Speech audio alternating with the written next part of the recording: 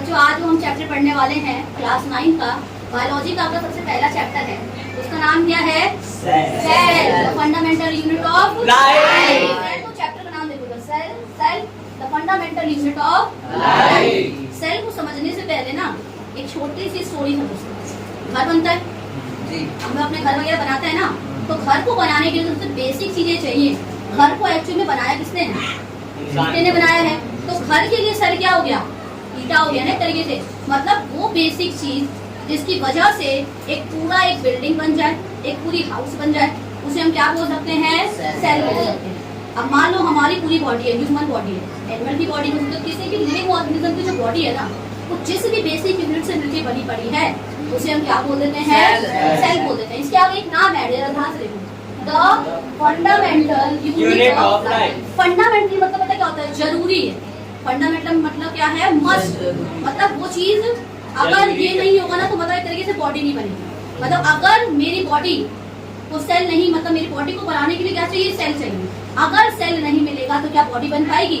नहीं बन पाएगी। मतलब कि सेल का होना बहुत ही ज्यादा इम्पोर्टेंट है। सिर्फ बॉडी को बनाने के लिए ही नहीं, बहुत सारे फंक्शन करने के लिए भी इम्पोर्टेंट है। अब मान लो ब्रिक लगा दिया, उसने घर तो बना दिया, लेकिन वो मजबूती भी तो दे रहा है, स्ट्रेंथ दे रहा है, नहीं दे रहा घर को, एक शेप भी प्रोवाइड कर रहा है।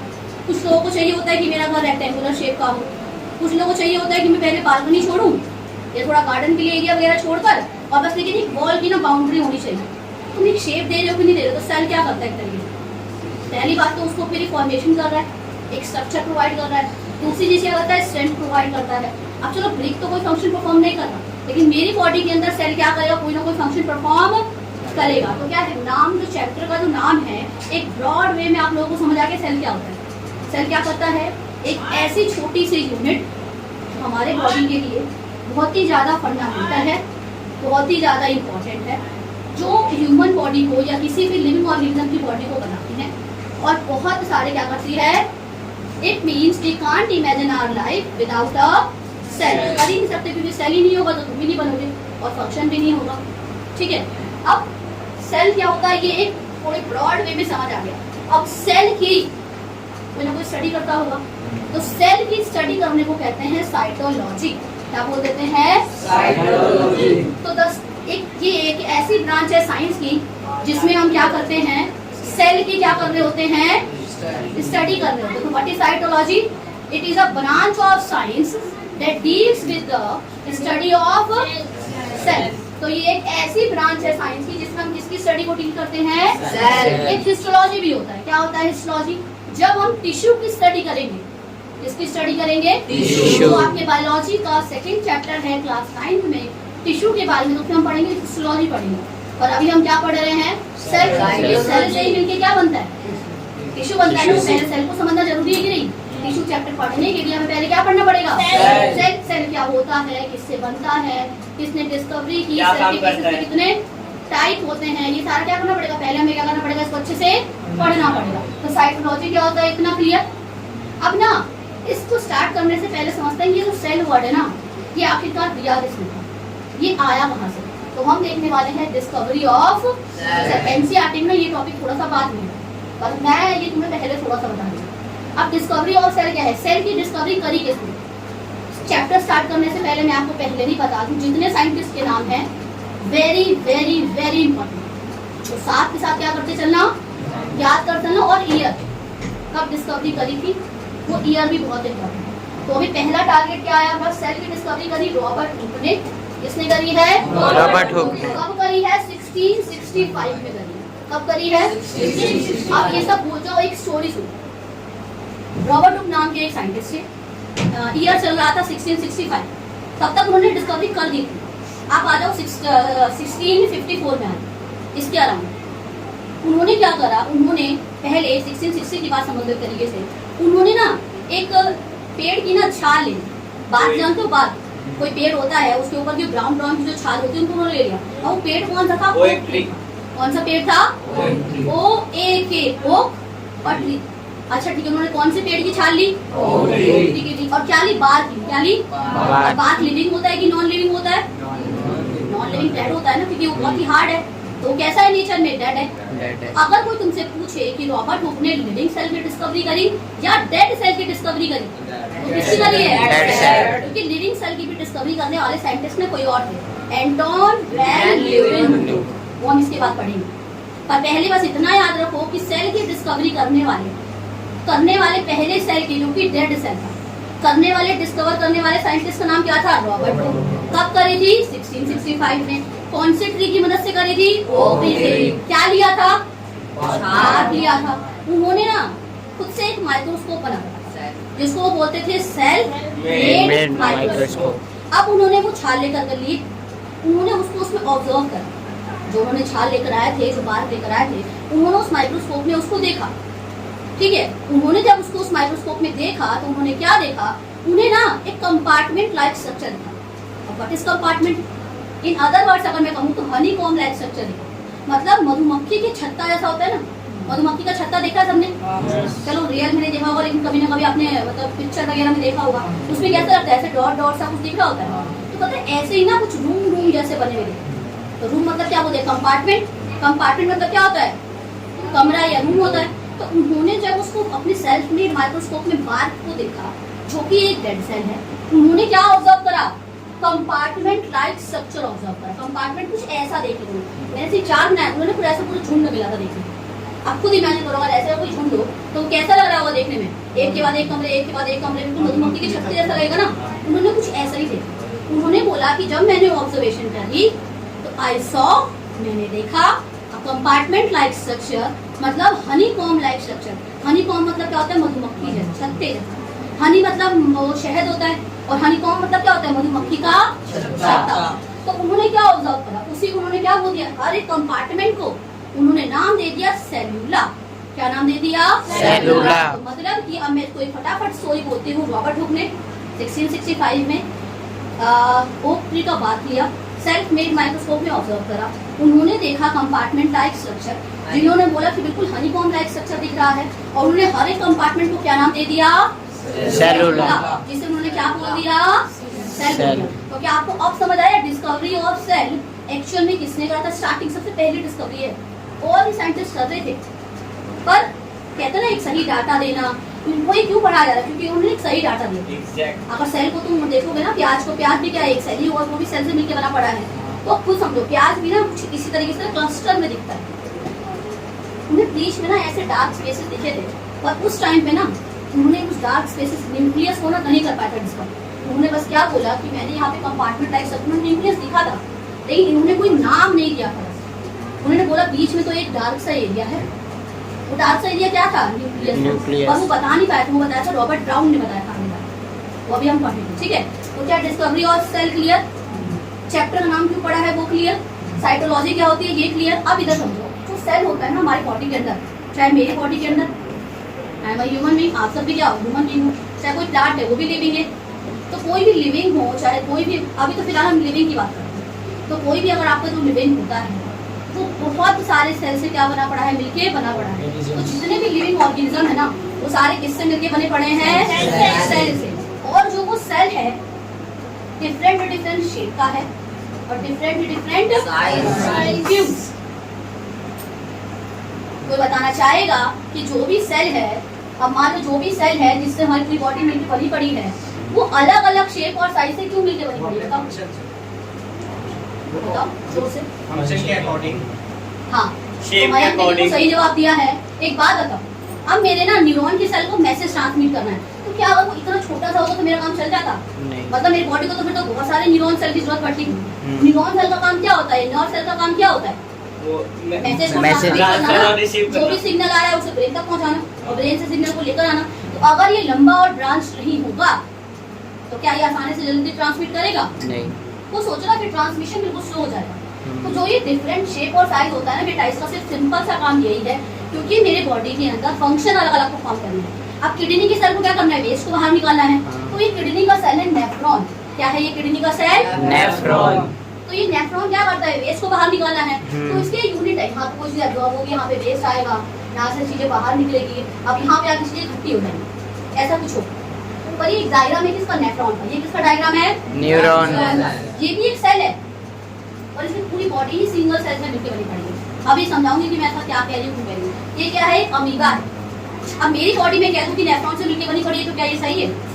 मेरी बॉडी सिर्फ और सिर्फ नेफ्रॉन से मिलकर बनी पड़ी है। नहीं। इज इट करेक्ट और not? No not. My whole body is made up of neuron cell. Is it correct? No. No ना, क्योंकि मेरी बॉडी तो डिफरेंट काइंड ऑफ सेल से मिलकर बनी पड़ी है। Yes. मेरे हर एक ऑर्गन के Different पास function. स्पेशल सेल्स हैं, स्पेशलाइज्ड सेल्स हैं। क्यों? मेरी किडनी के पास नेफ्रॉन सेल्स है, मेरे ब्रेन के पास कौन सा सेल है? नर्व न्यूरॉन सेल है। सेल। क्यों से न्यूरॉन सेल? क्योंकि उनको ट्रांसमिट करना है। नेफ्रॉन ऐसा क्यों है? क्योंकि इसे लेके ना चीजों को फिल्टर करना है, वापस एब्जॉर्ब करना है, इसके पास ट्यूब होती है। क्या होती है इसके पास? ट्यूब्स हैं, ब्लड। और एक और चीज याद रखना, हर एक सेल के पास एक ना एक क्या होती है? ब्लड कैपिलरी रहती है। इतना याद रखना कभी काम नहीं होगा, ठीक है? अब ये क्लियर है कि हर एक सेल का डिफरेंट शेप एंड साइज क्यों होता है? ताकि वो क्या कर सके? अलग अलग फंक्शन। क्योंकि फंक्शन ही फिक्स नहीं है तो शेप क्यों फिक्स रहेगा? तो सोचो ना, अब अमीबा की शेप इरेगुलर होती है। हमारे बॉडी के अंदर WBC व्हाइट ब्लड सेल्स हैं, उसकी शेप भी इरेगुलर है। क्यों? क्योंकि उसको क्या करना होता है? फैगोसाइटोसिस करना होता है। हाँ। कोई भी अगर WBC क्या करता है? मेरी बॉडी का शोल्डर है ना, शोल्डर है ना, मतलब एक तरीके से मुझे बाहर आ रहे बैक्टीरिया क्या करता है? किल करता है ना उसको। तो अगर वो इरेगुलर शेप करने को, मान लो बड़ा बैक्टीरिया तो उसको बड़ा करना पड़ेगा ना साइड। अगर तू शेप फिक्स कर दो, नहीं भाई तू गोल ही रहेगा, तो क्या वो उस गोल शेप से तो बैक्टीरिया को अपना एंगल्फ कर लेगा? नहीं कर सकता ना, सिंपल सी बात है। तो जो उस WBC के अमीबा की शेप इरेगुलर क्यों है? इसको तो फूड पार्टिकल भी लेना होता है अपने अंदर, लेकिन WBC को क्या करना है? फॉरेन पार्टिकल बैक्टीरिया किल करना है ना, तो क्या करता है? फैगोसाइटोसिस मतलब अपने अंदर पूरा ले लेता है और उसको वहीं वहीं क्या कर देता है? किल कर देता है। इतना क्लियर? अब RBC की शेप ना थोड़ी सी ऐसी होती है, मैंने बनाया नहीं है लेकिन समझो। इसे बोलते हैं बाय कनकेव। क्या बोलते हैं इसे? Bicurcate। क्यों बोलते हैं बाय कनकेव? क्योंकि तो एक कनकेव दो concave, bi concave. Bi concave shape क्यों बोली गई है, तो बता सकता है? Why RBC is of biconcave shape? जल्दी बताओ।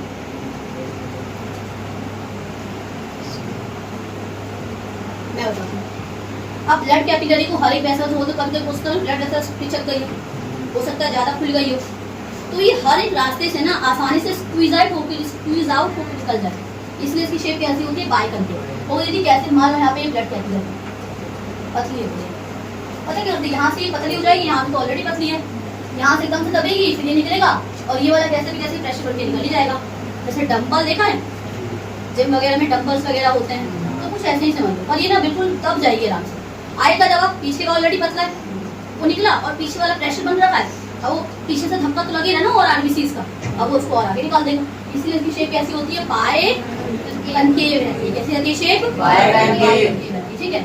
अब इसके बाद शेप और साइज क्लियर। अब देखते हैं ना on the basis of number of cell, मतलब ह्यूमन बॉडी में या किसी भी लिविंग ऑर्गेनिज्म में कितना सेल मौजूद है, उसकी बॉडी ना कितने सेल से मिलकर बनी पड़ी है। हो सकता है किसी की बॉडी बहुत सारे सेल से मिलकर बनी पड़ी हो सकता है किसी की पूरी बॉडी ना सिर्फ सिंगल सेल से मिलकर बनी हो। अब बताओ हमारे केस में हम सिंगल सेल से मिलकर बने हुए हैं क्या? नहीं। किससे मिलकर बने पड़े हैं हम? Many।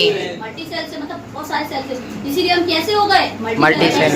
ऐसे ऑर्गेनिज्म जिनकी पूरी बॉडी सिंगल सेल से मिलकर बनी पड़ी रहती है उसे हम क्या बोल देते हैं? यूनिसेलुलर। और जिनकी पूरी बॉडी बहुत सारे सेल से मिलकर बनी पड़ी है उसे हम क्या कहेंगे? मल्टीसेलुलर। यूनी मतलब होता है एक, यूनी मतलब क्या होता है? एक। और मल्टी मतलब क्या होता है? Many। Multi multi Many। Multi मतलब होता है मैन, ठीक है। और सेलुलर मतलब सेल। सेल। तो जिसकी बॉडी एक सेल से बनी रहेगी वो यूनिसेलुलर, जिसकी बहुत सारे सेल से मिलकर बनी पड़ेगी वो क्या है? मल्टीसेलुलर। मैंने यहाँ लिखा है शॉर्ट लाइफ स्पैन। जो इनका जीवन काल होता है ना बहुत ही छोटा होता है। सिंगल सेल है बेचारा, एक ही सेल सारे काम कर रहा है, रेस्पिरेशन भी कर रहा है, डाइजेशन भी कर रहा है। अमीबा को ले लो, ये सिंगल ही सेल सारे काम करता है ना, डाइजेशन भी करेगा, रेस्पिरेशन भी करता है, एक्सक्रीशन करता है, सब करता है। ये हमारे केस में ऐसा है, मेरे पास रेस्पिरेशन करने के लिए पूरा रेस्पिरेटरी सिस्टम है, एक्सक्रीशन करने के लिए क्या है? पूरा रिप्रोडक्शन करने के लिए पूरा रिप्रोडक्टिव सिस्टम है। लेकिन क्या छोटे लोअर ऑर्गेनिज्म में, यूनिसेलुलर ऑर्गेनिज्म में ऐसा होता है क्या? नहीं होता ना। उनके पास सिंगल सेल है जिसकी मदद से क्या होंगे? सारे काम हो रहे होंगे। तो यहाँ यही बोला इसका लाइफ स्पैन कैसा होता है? सिर्फ बेचारा एक छोटा सा सेल कितने काम कराओगे तो जल्दी मरेगा नहीं क्या? तो उसकी लाइफ स्पैन कैसी रहेगी? शॉर्ट रहेगी। इसकी लाइफ स्पैन कैसी रहेगी? बहुत लंबी रहेगी, ठीक है। हमारे RBC की लाइफ स्पैन पता है कितनी? 120 डेज की। कितने डेज की है? 120 दिन की लाइफ स्पैन है मेरे RBC की, याद रखना ये डाटा। RBC की लाइफ स्पैन कितने डेज की है? 120 डेज। Is it clear? अब इधर देखो, अब मैंने लिखा है, अब सिंगल सेल है, मैंने आपको ये लाइन वैसे क्लियर कर दी है। सारी फंक्शन कौन परफॉर्म करता है? Single Single cell. cell। SC का मतलब क्या स्पेस लिखा, इसलिए मैंने एससी लिख दिया। SC stand for Single single cell। Cell, ठीक है। अब इसके अंदर अमीबा वगैरह के अंदर सारी फंक्शन एक सिंगल सेल परफॉर्म कर रहा है। कौन परफॉर्म कर रहा है? Single cell। हमारे केस में स्पेशलाइज्ड सेल्स हैं। मैंने स्पेशलाइज्ड सेल्स भी बोला, डिफरेंट डिफरेंट सेल भी हो सकती थी, हर सेल स्पेशल है। नेफ्रॉन अलग है, उसके स्पेशल न्यूरॉन फंक्शन है, कुछ यूनिक फंक्शन है। न्यूरॉन को ले लो, न्यूरॉन के अपने अलग फंक्शन है, ठीक है। आप आरबीसी को ले लो, वो भी तो एक सेल है। मसल सेल्स को ले लो, हर सेल का क्या है? अपना अपना एक फंक्शन है। मतलब सारे सेल कैसे हैं? Specialised cells. इसलिए मैंने उसमें क्या लिखा है? ऑल फंक्शन कौन परफॉर्म कर रहा है? Single cell. लेकिन हमारे में different different function are perform by specialised cell. Function. तो हमारे केस में क्या होता है? अलग अलग फंक्शन कौन परफॉर्म करता है? Specialised cell. सेल्स परफॉर्म करते हैं। अब नेक्स्ट पॉइंट क्या जाते हैं? अब लेबर ऑफ डिवीजन समझते हैं। यूसी मतलब multi cellular, M stand for multi cellular. Space इतना इसका शॉर्ट में लिखते हैं। इधर देखो, labour of division. Labour of division क्या होता है? कोई बताना चाहेगा क्या? दीदी सेल का टूटना। सेल का अलग अलग काम होता है। सेल का टूटना। बटा होता करने के लिए अलग अलग प्रॉपर वे में कोई बताएगा? डिफरेंट फंक्शन होते हैं। सही बता रहे हो Yash? Different function perform by different cell. दीदी सेल डिवाइड होना, डॉटर सेल में फिर ऐसे। क्या डिवाइड होगा? डिवाइड होना ठीक है, बहुत कुछ और डिवाइड। अब देखो, लेबर मतलब क्या होता है? जो लोग काम करते हैं। और डिवीजन मतलब क्या है? बट रहा है। तो जो भी काम है ना, वो बटा हुआ है, डिस्ट्रीब्यूट करता है। क्या इसमें लेबर ऑफ डिवीजन है यूनिसेलुलर में? नहीं। भाई एक सिंगल सा सेल है, वही सारे काम कर रहे हैं। तो is it have you seen labour of division in unicellular organism? No। No ना, but we can see the labour of division in multicellular. How? क्योंकि we have nephron cells for the excretion, हाँ। We have neuron cells Transmitter। Process of thinking, ठीक है, and for the transmitting of message. Message को transmit करने के लिए मेरे पास क्या है? न्यूरॉन। डिवीजन में हमारे बॉडी के अंदर दिख रहा है ना। रेस्पिरेशन करने के लिए कौन है? लंग्स के एल्विलाई है। लंग्स के अंदर एक छोटे छोटे गोल सिस्टम क्या बोल देते हैं? एल्विलाई। एल्विलाई बोलते हैं ना, वो है, ठीक है। एक्सक्रीशन करने के लिए क्या है? एनस है। मतलब जैसे पूरा सिस्टम भी है, लेकिन एक्सक्रीटर प्रॉपर एक ऑर्गन है ना। सांस लेने के लिए भी प्रॉपर एक ऑर्गन है, लंग्स है, हेल्प कर रहा है। जो रिप्रोडक्शन करने के लिए भी बॉयज के पास मतलब करिए तो पूरा टेस्टिस वगैरह है, और फीमेल के केस में क्या है? ओवरी वगैरह है, जहाँ पे ओवम बनता है। तो मतलब पूरी चीजें एक लेबर ऑफ डिवीजन क्लियर पर बटा पड़ा है ना। भाई ब्रेन है, तो सोचने का काम करेगा। किडनी बोलेगा भाई मैं सिर्फ वेस्ट निकालूंगा, तो हाँ भाई ठीक है। तो हमारे केस में लेबर ऑफ डिवीजन आपको दिखती है। मल्टी सेलुलर में लेबर ऑफ डिवीजन दिखती है कि नहीं दिखती है? प्लांट्स में भी दिखती है। देखोगे यहाँ से लीव्स खाना बना रहा है, ट्रांसपोर्ट कौन कर रहा है? जाइलम और फ्लोएम कर रहा है। तरीके से रेस्पिरेशन के लिए स्टोमेटा है एक तरीके से। तो छोटे छोटे तो उसमें वो होल्स है, माइन्यूट जो पोर्स है, उसे हम क्या बोल देंगे? स्टोमेटा। तो क्या करते हैं? एक्सचेंज ऑफ गैसेस कराते हैं, और जो थोड़ा पानी एक्स्ट्रा बच जाता है ना, उसको बाहर निकालते हैं, जिस प्रोसेस को हम क्या बोलते हैं? ट्रांसपिरेशन। इतना क्लियर है? तो लेबर ऑफ डिवीजन क्या होता है? मेरे ख्याल से आपको समझ आ गया होगा। आ गया समझ सबको? ठीक है। तो लेबर ऑफ डिवीजन क्या है? मतलब जो काम है ना, जो वर्क है, वो एक तरीके से डिवाइड होना, डिस्ट्रीब्यूटेड है। ठीक है, इज दैट क्लियर? अब इसका रिप्रोडक्शन है, मैंने बता दिया, सिंपल सा है। रिप्रोडक्शन कौन करेगा? Single cell. हमारे पास करने के लिए स्पेशल सेल्स हैं। उन सेल का नाम क्या है? जर्म सेल कह लो, नॉन सोमेटिक सेल कह लो, या रिप्रोडक्टिव सेल। तो हमारे बॉडी के अंदर, ह्यूमन बींग्स के अंदर, या किसी भी हमारे तो बेसिकली हमारे अंदर ही या एनिमल्स के अंदर भी जो रिप्रोडक्शन कराते हैं, उन सेल का नाम क्या है? जर्म सेल, नॉन सोमेटिक, या रिप्रोडक्टिव सेल। और जो नहीं कराते उसे हम क्या बोलते हैं? Non germ cell, somatic cell और नॉन रिप्रोडक्टिव सेल। इसी का उल्टा करना। ऐसे सेल्स जो रिप्रोडक्शन नहीं कराते हैं, उसे हम क्या बोलेंगे? इसका सारा उल्टा कर दो। ये जर्म सेल है तो नॉन जर्म सेल बोल दो, ये नॉन सोमेटिक है तो उसको सोमेटिक बोल दो, और रिप्रोडक्टिव को नॉन रिप्रोडक्टिव बोल दो। आप बोलेंगे ऐसे सेल जो रिप्रोडक्शन कराते हैं, उसे हम क्या बोल देंगे? Germ cell, non somatic cell और रिप्रोडक्टिव सेल। अब इधर समझो, ये वाला पॉइंट क्लियर? अब इस वाले पॉइंट पे आते हैं। इस पॉइंट में क्या दिया हुआ है? Cellular organisation. क्या दिया हुआ है? Cellular organisation. सेलुलर ऑर्गेनाइजेशन क्या होता है? मतलब कि बॉडी का जो सेल है किस तरीके से बना पड़ा है? सिंपल है या कॉम्प्लेक्स? कॉम्प्लेक्स मतलब बहुत ही जटिल है, उलझा हुआ पड़ा है। क्या ये सिंपल दिख रहा है तुम्हें किसी भी एंगल से? No ma'am. इधर से ब्रांच निकला है, इधर से ऐसे निकल रहा है, और ये सिंपल है कि नहीं है? तो जितने भी यूनिसेलुलर ऑर्गेनिज्म होते हैं, उनका जो सेलुलर ऑर्गेनाइजेशन होता है वो कैसा होता है? सिंपल। लेकिन हमारे केस में, मल्टी सेलुलर के केस में कैसा होता है? कॉम्प्लेक्स। आरबीसी इस शेप की है, न्यूरॉन इस शेप का है, और नेफ्रॉन तो भाई इस शेप का है। उसको सिर्फ ऐसे भी होता है, जैसे उसको ले लो, कुछ ऐसे ब्रश बॉर्डर टाइप के होते हैं इस तरीके से, पढ़ोगे सारे पढ़ोगे। तो मतलब सेल्स की देखो ना हमारे केस में कितने अलग अलग और कितने कॉम्प्लेक्स तरीके से बनते हैं। तो दीदी कैसा पता है, हर एक का ना अलग अलग पार्ट होगा। ये किसी भी मैसेज को कैच करेगा, इसको देगा, यहाँ से ऐसे ऐसे ऐसे जंप कर करके जाएगा और आगे तक जाएगा। मतलब हर एक पार्ट अलग अलग फंक्शन कर रहा है। ये सारी चीजों को ले लेता है, यहाँ दे देता है, फिर यहाँ पे चीजें एब्जॉर्ब होंगी। मतलब हर एक पार्ट का एक फंक्शन है। कुछ भी चीज क्लियर है क्या? नहीं है ना? तो मेरे ख्याल से आपको ये पॉइंट समझ आ गया।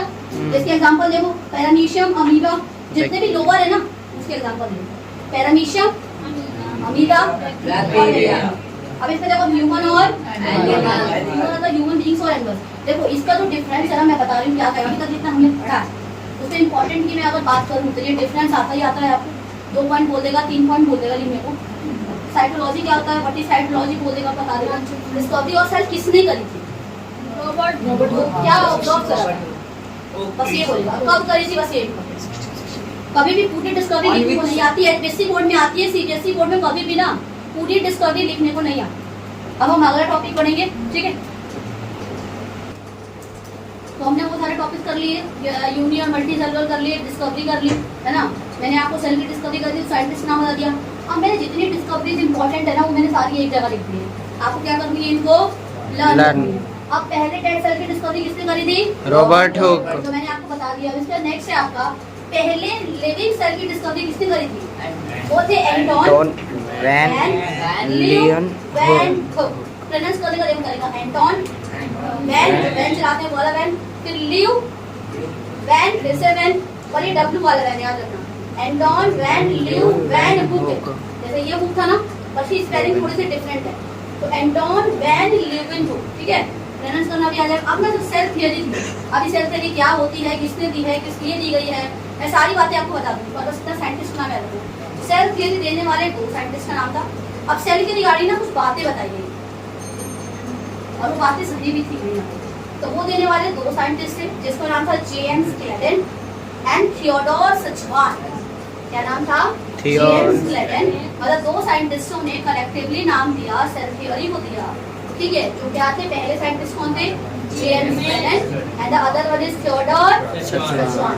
जो सचवान थे ना, पता है फॉरेन कंट्रीज में सचवान ना कुत्तों में नाम रखते थे। आप ये मत बोलना कि उनके वैसे नाम थे, पर सचवान ऐसे याद रखो कि एनिमल के नाम में, डॉगीज के नाम में सचवान रखते हैं बेसिकली। अमेरिका में चले जाओ, स्विट्जरलैंड में चले जाओ, तो जो सचवान है ना वो एक जूलॉजिस्ट थे। कौन थे वो? एक जूलॉजिस्ट। सचवान कुत्ते का नाम है। कुत्ता क्या है? एनिमल। तो एनिमल की स्टडी करने वाले को हम क्या बोलते हैं? जूलॉजिस्ट। क्या बोलते हैं? जूलॉजिस्ट। क्या थे? एक जूलॉजिस्ट थे और ये एक बॉटैनिस्ट थे। इन्होंने प्लांट पे स्टडी की थी और इन्होंने किस पे स्टडी की थी? एनिमल। इन्होंने प्लांट सेल पे स्टडी की, इन्होंने एनिमल सेल की स्टडी की। और जो बातें बताई ना दोनों ने सेम बातें बताई, इसीलिए कलेक्टिवली दोनों का नाम दे दिया। क्या नाम? 2 साइंटिस्ट कौन कौन से थे? जेम्स क्लेटन, थियोडोर सचवान, ठीक है? अब न्यूक्लियस की डिस्कवरी करने वाले साइंटिस्ट का नाम क्या था? Robert brown. पहले ही बताया था मैंने, सेल के बारे में बताया था। तो Robert brown is the scientist who discovered about nucleus. अब प्रोटोप्लाज्म की जो टर्म थी वो नाम किसने दिया था? प्रोटोप्लाज्म क्या होता है अभी हम समझेंगे सेल में। अब इस इतना याद रखो, प्रोटोप्लाज्म को देने वाले साइंटिस्ट का नाम था जे पुरकिंजे। क्या नाम था? जे पुरकिंजे। मेरे को पहले बोल के देखना था प्रोनाउंस कैसे करते हैं, उसका सुनना ध्यान से। जे पुरकिंजे, तो से बोलेगा जे पुरकिंजे। इसका नाम भी बोल के देखो एक बार, James Clayton, Theodore Schwann, Anton van Leeuwenhoek. अभी तुम लियोन हुक कर बोलो, लियो वैन और hook, Leo van and hook, ठीक है? इजी है। अब अपोजिट सेल थियरी तो आपने पूरा बोल दिया कि मॉडर्न सेल थियरी का, इसी ने ना एक अपग्रेड दे दिया, मतलब एक लाइन और ऐड कर दी। उसी को हमने क्या बोल दिया? Modern cell theory. बातें बोली थी वो तो थी, और साथ में एक और लाइन ऐड कर दी। वो क्या था? मॉडर्न सेल थियरी रुडोल्फ विर्को ने दी। किसने दी थी? विर्चो। रुडोल्फ विर्को ने दी थी 1855 में दी थी। देखो बाकी की डेट्स तो प्रोबेबली बहुत कम पूछ रही थी, डेट पूछे थे, ठीक है? और एक न्यूक्लियस वाली एनसीईआरटी का अकॉर्डिंग लिखना। बहुत सारी बुक्स अलग अलग होती है, लेकिन एनसीईआरटी में जो प्रेफर करेंगे ना कुछ बीच में दिया हुआ, इसके से इससे बीच में, वही वाली लाइन में, ठीक है? तो मॉडर्न सेल थियरी किसने दी है? रुडोल्फ विर्को ने दी है। कब दी है? 1855 में। अब इन्होंने ना क्या दिया था? इन्होंने बोला था ओमनिस सेलुला ई सर्वर में, ही लिख देती हूँ, देखो नाम से। ओमनिस सबको दिख रहा है ये? सेलुलर ई सेलुलर, इसका मतलब क्या है? अब जो भी सेल थ्योरी थी ना, ये पूरी सेल थ्योरी है। इसने एक बात और ऐड कर दी। क्या बात ऐड करी? ऑम्निस सेलुलर ई सेलुलर। यहाँ भी देख सकते हैं ऑम्निस सेलुलर ई सेलुलर। इसका मतलब ये एक फ्रेज है, कहते हैं मुहावरा टाइप है, दोबारा टाइप कह सकते हो। तो उन्होंने एक फ्रेज दिया, क्या था? ऑम्निस सेलुलर ई सेलुलर, मतलब कि जो भी नए सेल बनते हैं वो पुराने वाले सेल से ही बनते हैं। इस लाइन का मतलब क्या था? कि जो भी नए सेल बनेंगे, new cells arises from the pre existing sales. जो सेल पहले से मौजूद हैं उनसे ही क्या करेंगे? नए सेल बनेंगे। तो इतना समझ आ गया इन्होंने क्या दिया था। तो रुडोल्फ विर्गो ने एक मॉडर्न सेल थ्योरी दी, जो फ्रेज क्या था? ऑम्निस सेलुलर सेलुलर। इसका मतलब क्या था? कि जो भी नए सेल्स बनते हैं वो पुराने मौजूद सेल से ही बनते हैं। It means new cells arises from the pre existing cells. This phrase is given by the Rudolf Virchow in 1855। मेरे ख्याल से इतनी बातें क्लियर। अब जो पहले वाली सेल थ्योरी थी, जो जेम्स क्लेटन है, अब पता है बेसिकली हम क्या नाम बोलते हैं? क्लेटन ने सचवान बोल देते हैं साथ में, हम इस जेम्स और थियोडोर नहीं लगाते हैं। तो ऐसे पर्टिकुलरली हम क्या प्रोनाउंस करते हैं इसको? जेम्स सचवान बोलते हैं।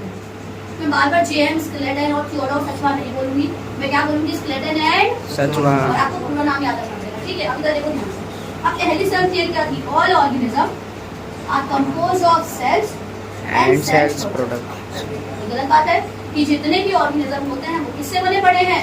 सेल के सेल का प्रोडक्ट मतलब क्या कहना चाह रहे हैं? अब सेल मान लो कोई भी चीज सिक्रीट करता है, हम उसी से बने पड़े एक तरीके से।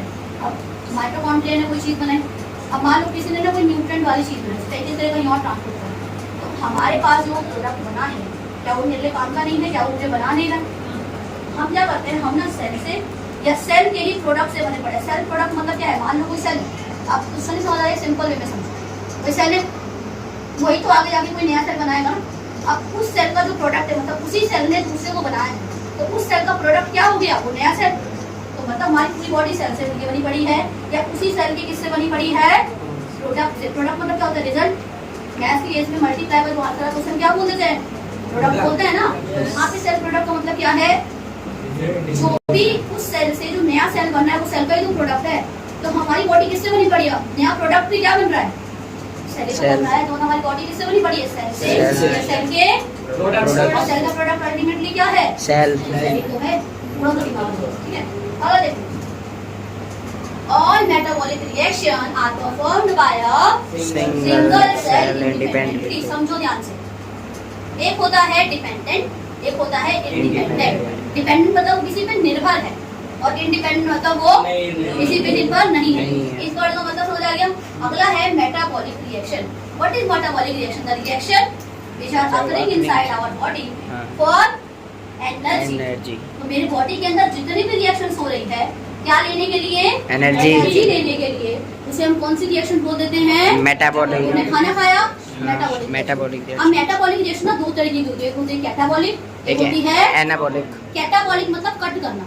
जब हम चीजों को देखो, दोनों केस में क्या बनानी है? एनर्जी बनानी है।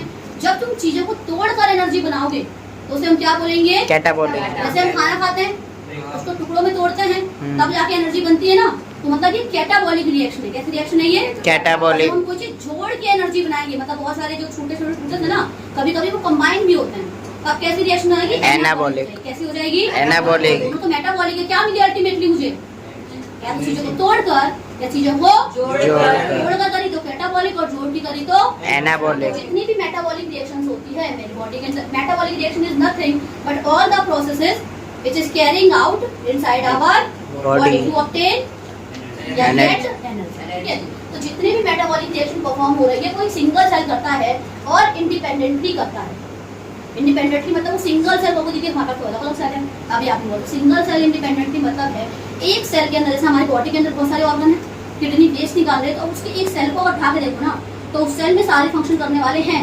माइटोकॉन्ड्रिया क्या करता है? एनर्जी बनाता है। वैक्यूल क्या करता है? वेस्ट को स्टोर करता है। साइटोप्लाज्म एक जगह प्रोवाइड कर रहा है रहने के लिए। तो मतलब एक सिंगल सेल सारे काम कर रहा है कि नहीं कर रहा है? बता दो नहीं कर रहा। तो लाइसोसोम जब पीसीए काम करेगा, सारे से वो किल कर रहा होता है सेल के अंदर कोई आ गया तो, और वो राइबोसोम क्या बनाता है? प्रोटीन बनाता है। प्रोटीन। तो इस सेल के अंदर के जो ऑर्गेनेल्स हैं, अब एक और चीज, हमारे जो अंदर ऑर्गन होते हैं उसको बोलते हैं ऑर्गन, और सेल के अंदर के ऑर्गन को हम क्या बोल देते हैं? ऑर्गेनेल।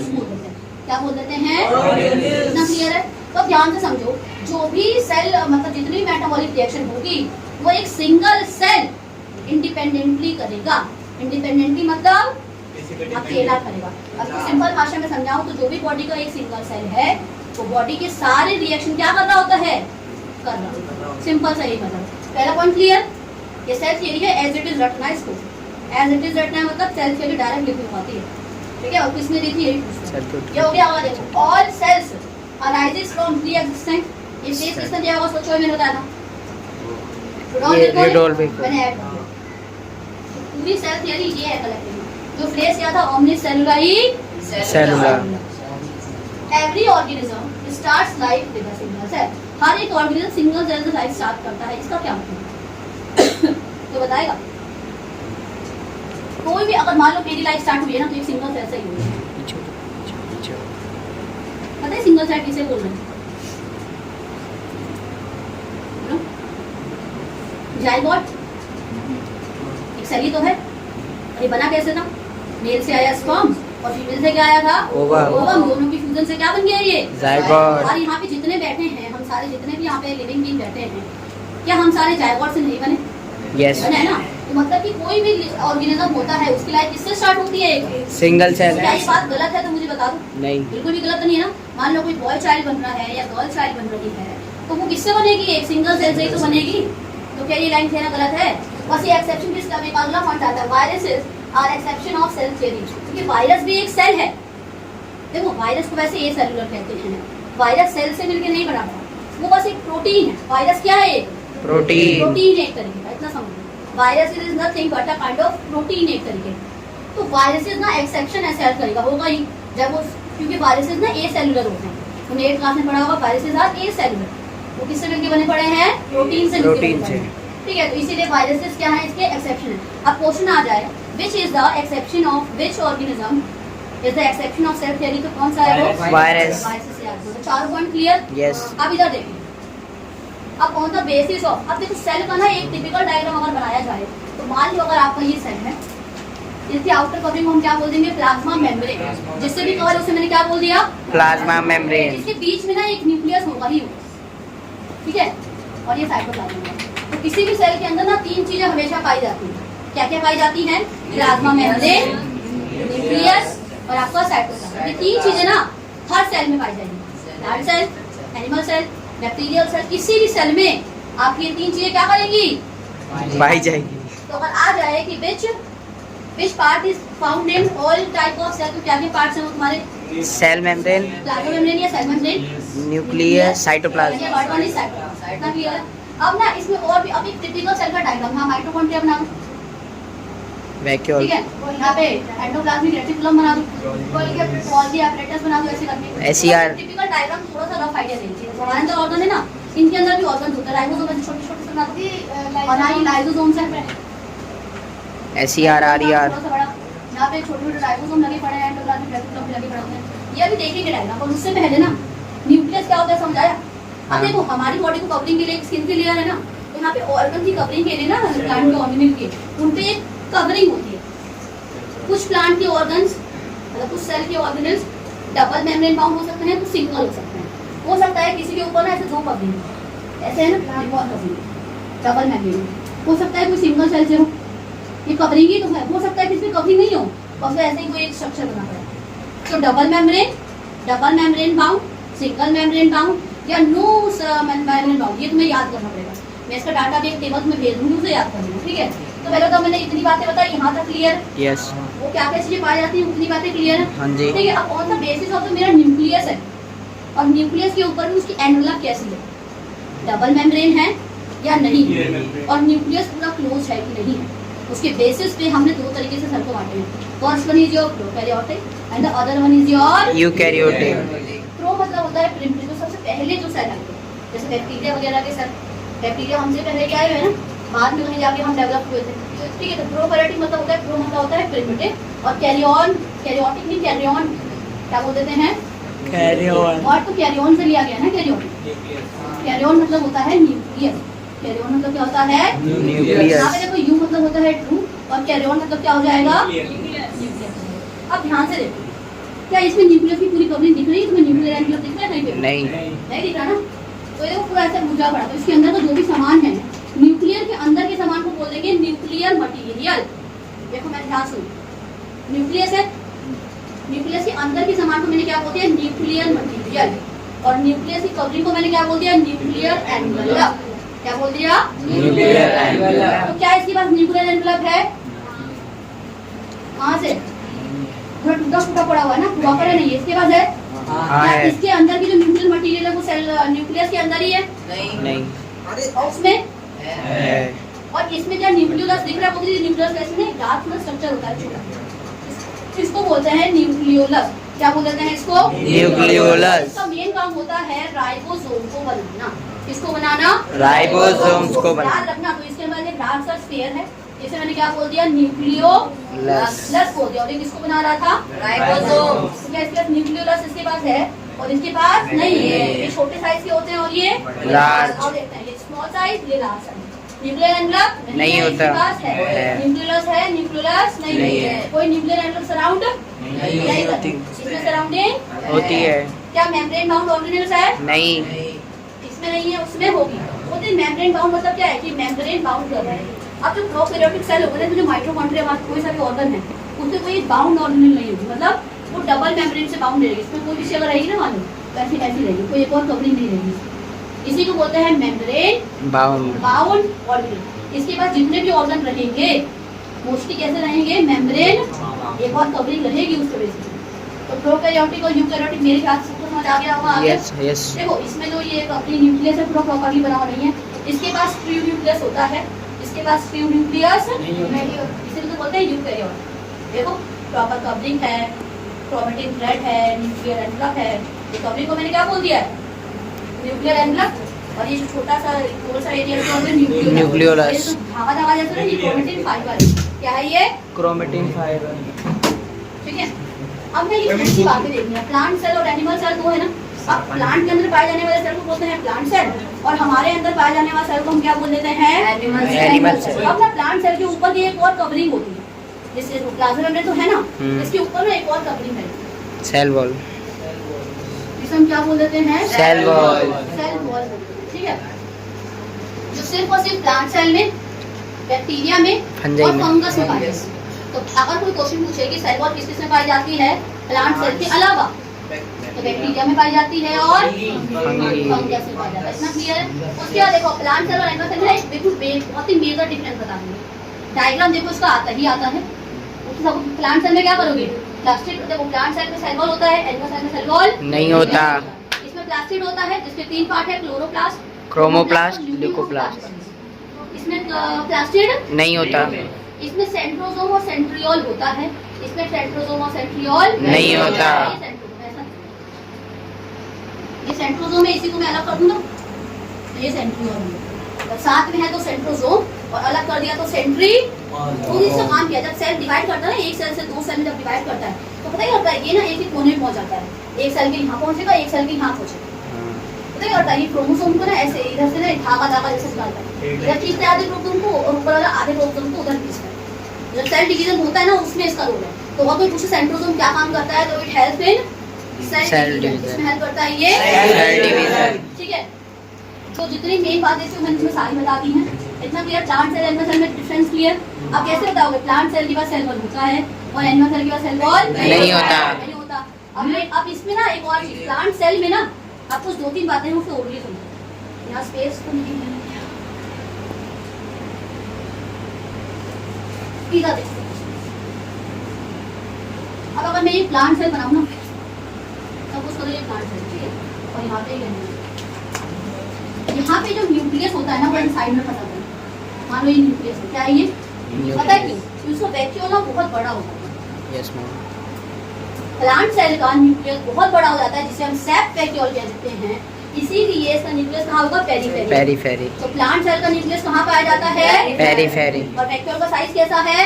लार्ज। लार्ज। इसमें देखो वो न्यूक्लियर सेंटर में ही रहता है, क्योंकि वैक्यूल कैसा रहेगा, बहुत ही Small. या तो बहुत ही स्मॉल रहेगा या होता ही नहीं, वेरी वेरी स्मॉल, यहाँ तो होता ही नहीं है। और either Absent. No form, it will मतलब there will be no vacuole. ठीक है, अब इतना समझ आ गया। इसको वैक्यूल क्या होते हैं, सेप वैक्यूल बोलते हैं। क्या बोलते हैं? अब इनके अंदर ना वैक्यूल होगा, इसमें भी होगा और इसमें भी होगा। और पता है वैक्यूल करता क्या है, वेस्ट खानों क्या करता है, स्टोर करता है। पर प्लांट में ना एक और काम करता है, ऑस्मो रेगुलेशन करता है। क्या करता है? Osmo अगर पानी का कंसंट्रेशन ज्यादा हो गया है तो उसे क्या कर देगा, बाहर निकाल दे। और कम है तो लेने की कोशिश करेगा अंदर। इतना समझ आए। अब ना इसमें जो वैक्यूल है उसकी कवरिंग को पता है क्या होता है, तो कवरिंग तो नहीं होती, लेकिन उसकी आउटर मेम्ब्रेन को बोल देते हैं टोनोप्लास्ट बोल देते हैं। क्या बोल देते हैं? टोनोप्लास्ट। तो अगर कोई पूछे after covering of the vacuole in plant cell is called Tonoplast. Tonoplast. देखो इसमें डिफरेंस क्या करोगे, न्यूक्लियस पेरिफेरी पे होता है, न्यूक्लियस सेंटर पे होता है। वैक्यूल का साइज बहुत ही लार्ज होता है। बहुत ही छोटा होता है, या तो ये बेसिक डिफरेंस है किसमें, प्लांट सेल और Animal cell. इतनी बातें सारी क्लियर? ठीक है।